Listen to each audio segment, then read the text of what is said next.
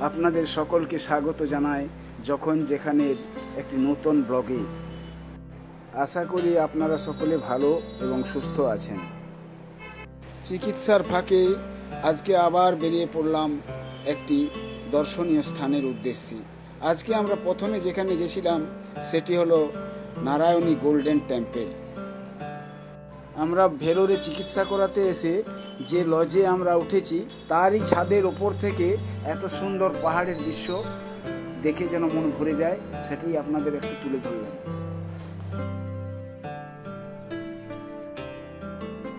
আমরা প্রথমে ভেলোরের ওল্ড বাস স্ট্যান্ডে গিয়ে 8A বাসে চড়ে বসলাম। আর এই 8A বাসে মহিলাদের সম্পূর্ণ ফ্রি, কিন্তু পুরুষদের 10 টাকা ভাড়া নেয়। তাই বলছি, আপনারা যদি কখনো ভেলোরে কোনো চিকিৎসা সংক্রান্ত ব্যাপারে এসেও থাকেন কাছাকাছির মধ্যে, অবশ্যই এই জায়গাটা একবার দেখে যাবেন। আশা করি আপনাদের ভালোই লাগবে।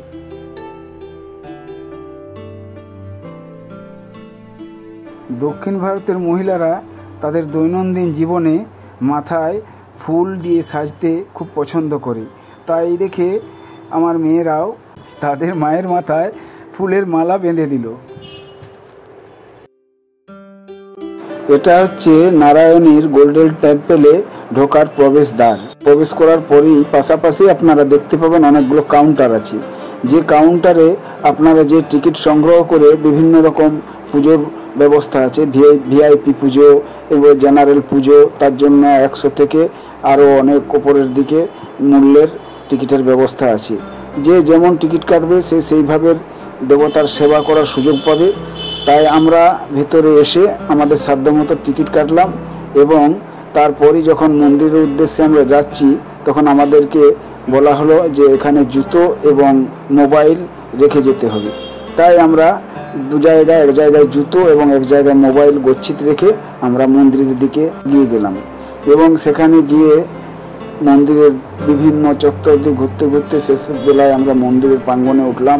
সেই অপূর্ব মন্দির যা দেখার জন্য আমরা এখানে এসেছিলাম, অবশেষে সেই স্থানে আমরা পৌঁছালাম।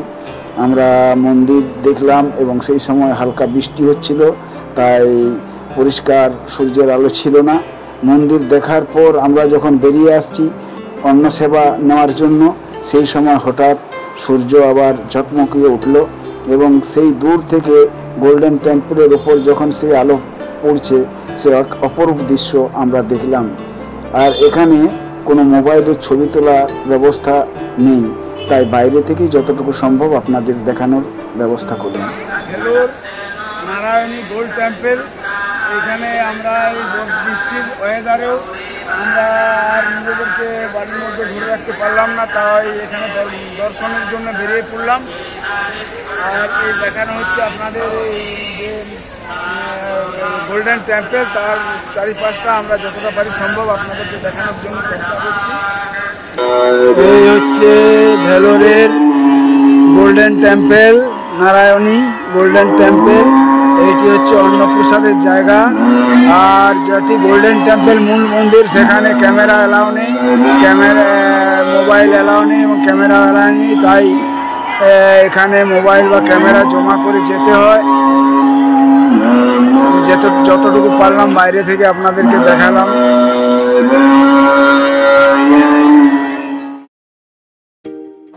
মন্দিরে পুজো দিয়ে যখন আমরা বেরিয়ে আসছি তখন আমাদের হাতে একটি করে এইরকম থলে দেওয়া হলো, যাতে ছিল মায়ের প্রতিমার ছবি আর সিঁদুর এবং একটি করে পবিত্র ধাগা আর মায়ের চরণ ধোয়া জলে একটি শিশি।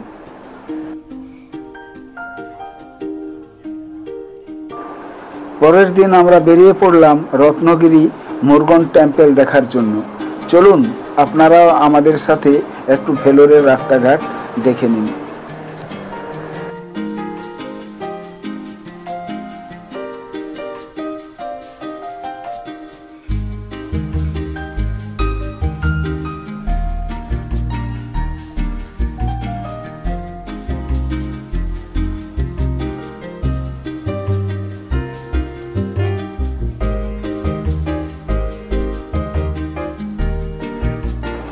এই অটোটিতে করেই আমরা মন্দির দেখতে গিয়েছিলাম এবং সেখানে 1 ঘন্টা মন্দির পরিদর্শনের পর আবার এই অটোটিতে করে আমরা ফিরে এসেছিলাম।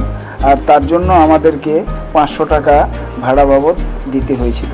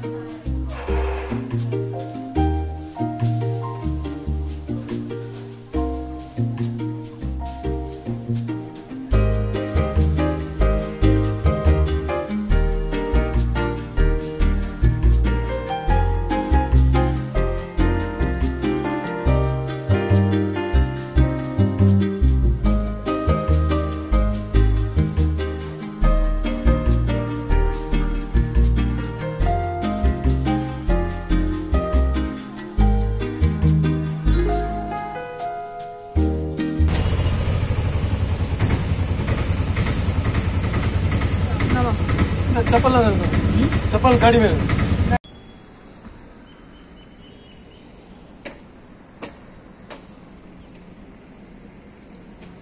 এখন আমরা এসে গেছি রত্নগিরি মুরগন টেম্পেলে। এখন আমরা এখান থেকে দেখি কত দূর ভিডিও বানাতে পারি। যদি ভেতরে ভিডিও বানানো পারমিশন থাকে তাহলে হয়তো আপনাদের দেখাতে পারবো, না হলে এইখানেই হয়তো শেষ হবে ভিডিও। যাই হোক, পরে দেখা হচ্ছে।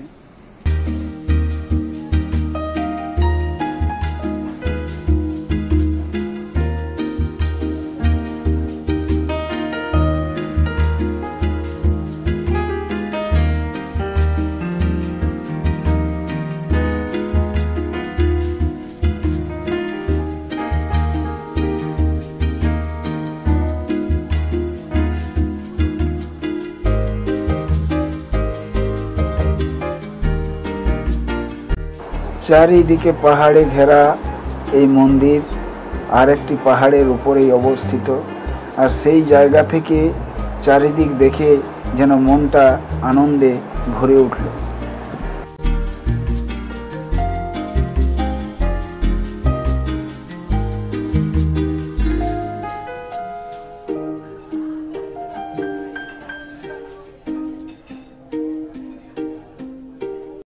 এখানের ভাষায় মুরগন দেবতা মানে আমাদের বাঙালিদের কাছে যা কার্তিক ঠাকুর। আর এখানকার ভেতরে যে মন্দিরে বিগ্রহ আছে সেখানে মোবাইল বা কোনো ক্যামেরা দিয়ে ছবি তোলা অ্যালাউ ছিল না। বাদবাকি মন্দির চত্বরটি আমরা ক্যামেরাবন্দি করেছি।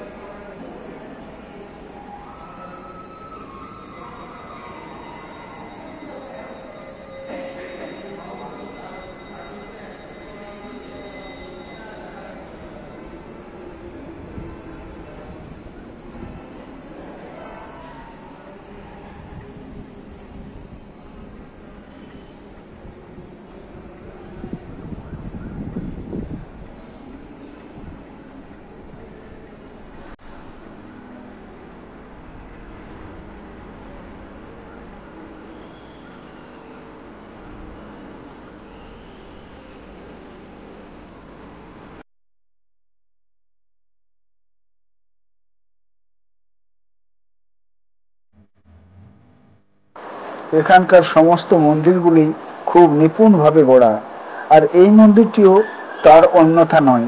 এই মন্দিরটিও খুব সুন্দর কারুকার্যে ভরা এবং সুনিপুণ মন্দির একটি। এত সুন্দর মনোরম দৃশ্য এবং মনোরম জায়গা দেখে এখান থেকে মন কোনোভাবেই যেতে চাইছে না, কিন্তু দিনের শেষে বাড়িতে সকলকে ফিরতেই হবে, তাই এখানেই আজকের এই ব্লগটি শেষ করছি। ভিডিওটি সম্পূর্ণ দেখার জন্য ধন্যবাদ। আগামীতে আবার যদি কোনো জায়গায় ঘুরতে যাই, সেই জায়গার ছবি আমার যখন যেখানে চ্যানেলে আপনাদের সামনে নিয়ে উপস্থিত হব।